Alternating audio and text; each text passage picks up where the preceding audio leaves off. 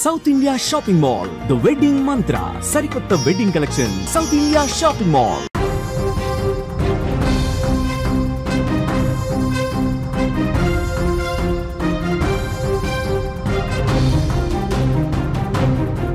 Is breaking news చూస్తున్నాం. మణిపూర్లో మరోసారి హింస చెలరేగినట్లుగా తెలుస్తోంది. మైతే నాయకులు అరెస్టులతో ఆందోళనలు నెలకొన్నాయి. అక్కడ అరెస్టు చేసిన వారిని విడుదల చేయాలని అక్కడ డిమాండ్ చేస్తున్న పరిస్థితి కనిపిస్తుంది. భారీగా రోడ్డుపైకి నిరసనకారులు వచ్చి చేరుకుంటున్నారు. ఇంఫాల్ ఈస్ట్, ఇంఫాల్ వెస్ట్, తౌబాల్, బిష్ణుపూర్, కాంగ్చింగ్ జిల్లాలో భారీ భద్రతను అయితే ఏర్పాటు చేయడం జరిగింది. పెద్ద సంఖ్యలో భద్రతా బలగాలు పహారా కాస్తున్నాయి. అక్కడ 5 రోజుల పాటు ఇంటర్నెట్ పై నిషేధం విధించడం జరిగింది.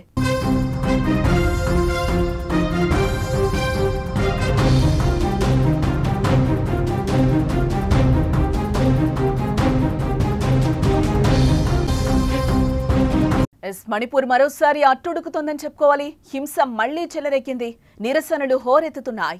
2023 మణిపూర్ అల్లర్లలో కీలక వర్గమైన మైతే నాయకుడు కనాన్ సింగ్ ను ఇంపాల్ను అరెస్టు చేయడంతో మళ్లీ మణిపూర్ భగ్గుమంది.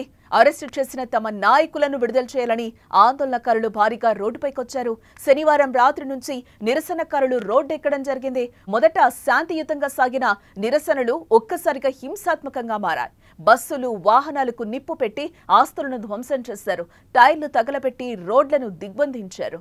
ఇంపాల్ విమానాశ్రయానికి చేరుకుని తులిహాల్ గేటు వద్ద గుమిగూడారు. విమానాశ్రయ రోడ్డును దిగ్బంధించారు.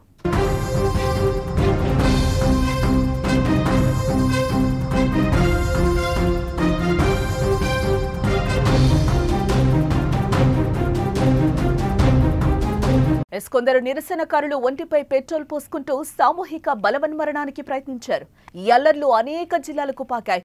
ఇంపాల్ ఈస్ట్, ఇంపాల్ వెస్ట్, తౌబాల్, బిష్ణుపూర్, కాంగ్చింగ్ జిల్లాల్లో ఉద్రిక్తత పరిస్థితులు ఏర్పడటంతో ప్రభుత్వం అత్యవసర చర్యలకు పాల్పడింది. బిష్ణుపూర్ జిల్లాలో కర్ఫ్యూ విధించగా 5 జిల్లాల్లో 5 రోజుల పాటు ఇంటర్నెట్ సేవలు నిలిపేశారు. పరిస్థితి అదుపు తప్పుతూ ఉండటంతో భద్రతా బలగాలు టియర్ గ్యాస్ ను షెల్స్ ప్రయోగించాయి. లాఠీ చార్జ్లో ఒకరు మృతి చెందినట్లుగా సమాచారం అందుతోంది.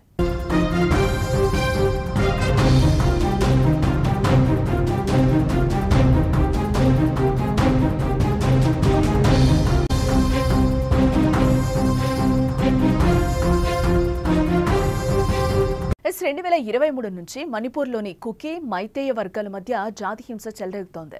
మైతేయ తెగ ప్రజలు తమను షెడ్యూల్డ్ తెగల్లో చేర్చాలని డిమాండ్ చేయడం వివాదానికి దారితీసింది. ఈ నేపథ్యంలోనే కుకీలో మైతేయులు కుకీలను లక్ష్యంగా చేసుకుని దాడులకు తెగబడ్డారు. 100 ఏళ్ల నాటి సామరస్యం తగలబడిపోయింది. అల్లర్లలో దారుణాతి దారుణ పరిస్థితులు కనిపించాయి. రాష్ట్రం అగ్నిగుండంలా మారింది. మహిళలకు రక్షణ లేకుండా పోయింది. అక్కడ మనుషులు రాక్షసులయ్యారు. రాష్ట్రం అగ్నిగుండంలా మారింది. వందలాది ప్రాణాలు గాల్లో కలిసిపోయాయి. ఒకరిని ఒకరు చంపుకున్నారు. ఇళ్లు, తోటలు పూర్తిగా ధ్వంసమయ్యాయి. గ్రామాలు, పల్లెలు నాశనమైపోయాయి. మానవత్వం మచ్చుకైనా కనిపించకుండా పోయింది. 1-2 రోజులు కాదు, నెలల తరబడి ఈ భీకర హింస జరిగింది.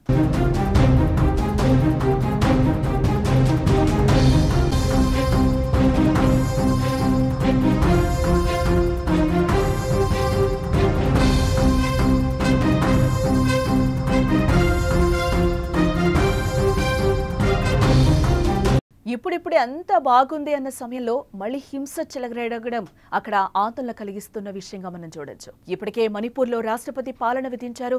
జాతుల ఘర్షణల నేపథ్యంలో ముఖ్యమంత్రి బీరేన్ సింగ్ ఇటీవల రాజీనామా చేయడంతో కేంద్ర హోంశాఖ ఈ మేరకు నిర్ణయం కూడా తీసుకుంది. మణిపూర్ ప్రభుత్వ అధికారాలన్నింటినీ అక్కడి గవర్నర్ చేతిలో ఉన్నాయి. ఈ మేరకు రాష్ట్రపతి ద్రౌపది ముర్ము ఉత్తర్వులను జారీ చేశారు. మరి తాజా ఆందోళనలు ఎంత దూరం వెళ్తాయో అనేది చూడాలి. ఆదిలోనే ఆపేస్తే మంచిది, లేకపోతే మళ్లీ 2023 నాటి రోజులు వచ్చే అవకాశం లేకపోలేదని చెప్తున్నారు విశ్లేషకులు.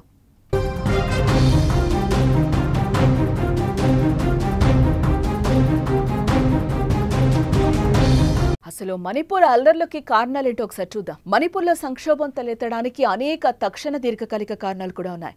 సుమారు 35 గిరిజన తెగలున్నప్పటికీ ప్రధాన తెగలు 3 అక్కడ. వీరు మైటీ, నాగా, కుకీ తెగలు.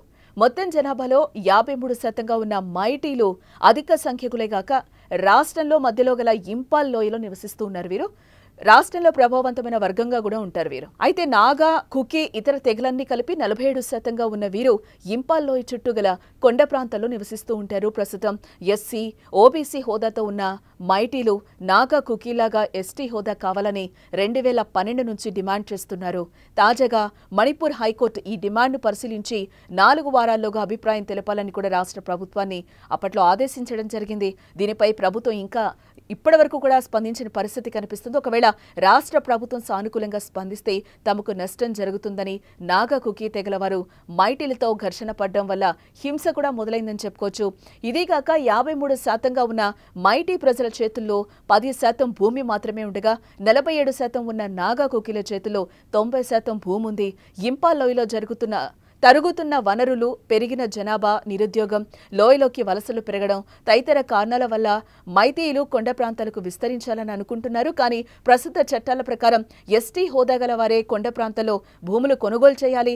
అందువల్ల తమకు కూడా షెడ్యూల్డ్ తెగ హోదా కల్పించాలని ఇటు మైతీలు ఉద్యమిస్తున్న పరిస్థితి కనిపిస్తోంది. అయితే దీన్ని నాగా, కుకీలు మాత్రం తీవ్రంగా వ్యతిరేకిస్తున్నారు. ఈ నేపథ్యంలోనే అక్కడ అల్లర్లన్నీ కూడా చెలరేగుతున్న పరిస్థితి.